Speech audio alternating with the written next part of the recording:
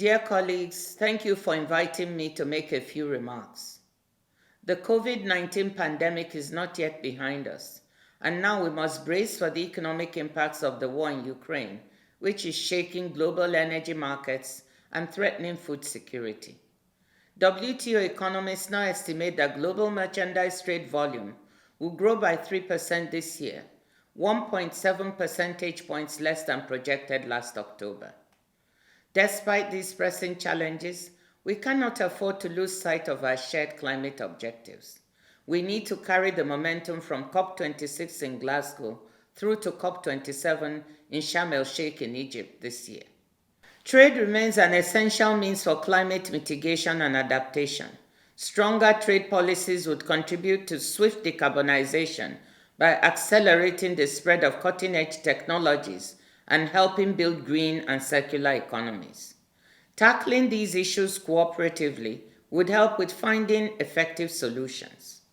The same can be said for carbon pricing, itself a key pillar for an effective and just transition to a low-carbon world. About 65 to 70 different carbon pricing initiatives currently exist.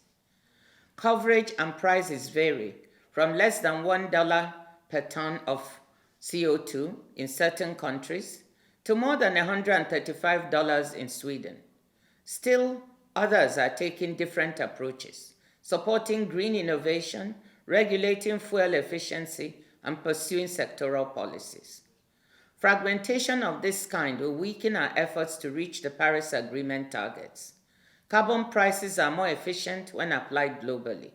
Our projections show that the carbon price needed to stay on a 2 degrees centigrade warming trajectory would be 25% lower by 2030 if coordinated at the global level instead of introduced regionally.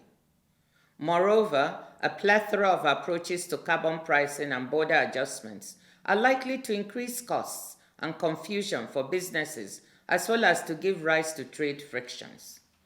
A fair and just transition for developing countries could fall by the wayside.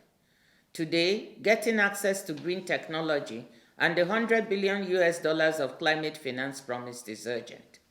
This is why I've been advocating for a common approach to getting to a carbon price. We can reduce fragmentation risks by having common principles such as transparency, non-discrimination, avoidance of unnecessary obstacles to trade, and seeking harmonization around global carbon pricing approaches. In this context, the WTO, with members at every level of development, stands ready to contribute to a just transition and to help mitigate potential trade frictions by serving as a forum for transparency, dialogue, and convergence on carbon pricing approaches.